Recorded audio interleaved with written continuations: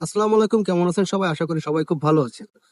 এক লঙ্কান কাণ্ডে কুপোকাত ছিল টোটাল বিশ্বকাপ, সেটা হচ্ছে টাইম আউট, সাকিব আল হাসান আর ম্যাথিউজের টাইম আউট। সেই আর এক লঙ্কা কাণ্ডে কিন্তু এই মুহূর্তে সাকিব আল হাসান তার শীর্ষ স্থানটা T20 অলরাউন্ডারের যে পোর্শনটা ছিল সেটা থেকে কিন্তু ডাউন হয়ে গেছে। এই মুহূর্তে T20 অলরাউন্ডারের 1 নম্বর স্থানটা ধরে আছে হাসারাঙ্গা। এই সাকিব আল হাসান আপনার ইউএস এর সাথে যে তিনটা ম্যাচ গেল, এই তিনটা ম্যাচে সাকিব আল হাসানের পারফরমেন্স কিন্তু খুবই বাজে ছিল। তিনটা ম্যাচে সাকিব আল হাসান একটি উইকেট লাভ করে এবং 36 রান করে। মানে এই রান করা বা এই ফর্মটা ডিফেন্স হওয়ার কারণে সাকিব আল হাসান কিন্তু এই মুহূর্তে তার T20-র যে র্যাঙ্কিং যেটা ছিল রেটিং, সেই রেটিং থেকে কিন্তু সে নিচে নেমে গেছে।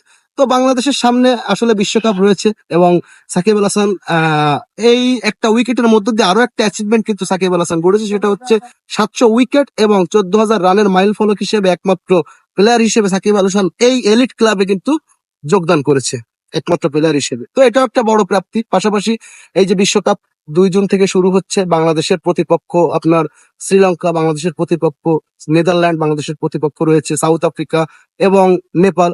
এই টিমগুলো থেকে বাংলাদেশ কি আপনার সুপার 8-এ উঠতে পারবে কিনা এরও কিন্তু একটা সংখ্যায় রয়েছে, কারণ এই মুহূর্তে বাংলাদেশের ফর্মটা কিন্তু তেমন একটা ভালো যাচ্ছে না। ক্যাপ্টেন নাজমুল হোসেন শান্ত এই যে টাইমটা চলতেছে, এই টাইমটাতে সমস্ত দেশবাসীর কাছে দোয়া চেয়েছে যেন ক্রিকেটের মানে আমরা যারা আছি তাদেরকে সাপোর্ট করি। অবশ্যই সমস্ত দিন শেষে এটাই তো প্রাপ্তি, যদি বাংলাদেশ দল জয়লাভ করে বা সুপার 8 কোয়ালিফাই করতে পারে তাহলে এটা কিন্তু আমাদের জন্য একটা বড় প্রাপ্তি।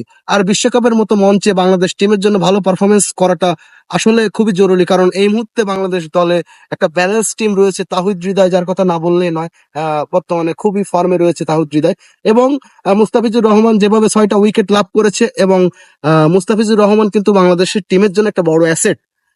এবং আরো একটা যে ব্যাপার, সেটা হচ্ছে ফার্স্ট ম্যাচ বাংলাদেশের যে মাঠে হতে যাচ্ছে, সেই মাঠটাতে কিন্তু বাংলাদেশ যুক্তরাষ্ট্রের সাথে সিরিজ খেলার আগে প্রস্তুতি সেই মাঠে আপনার প্রস্তুতি নিয়েছে, যার কারণে মাঠের পিচ এবং মাঠের অ্যাটমসফিয়ার সম্পর্কে কিন্তু বাংলাদেশের আগে থেকে ধারণা থাকবে ম্যাচ খেলতে নামার আগে। তো এটা কিন্তু ফলশ্রুতিতে বাংলাদেশের জন্য একটা বড় অ্যাচিভমেন্ট হবে এবং সব মিলিয়ে যদি দিন শেষে ক্যালকুলেশনটা বাংলাদেশের পক্ষে আসে, তো আশা করি শ্রীলঙ্কার সাথে যে প্রথম ম্যাচটা আমাদের থাকছে, ওই ম্যাচটাতে আমাদের জয়লাভ করতে পারবো ইনশাল্লাহ।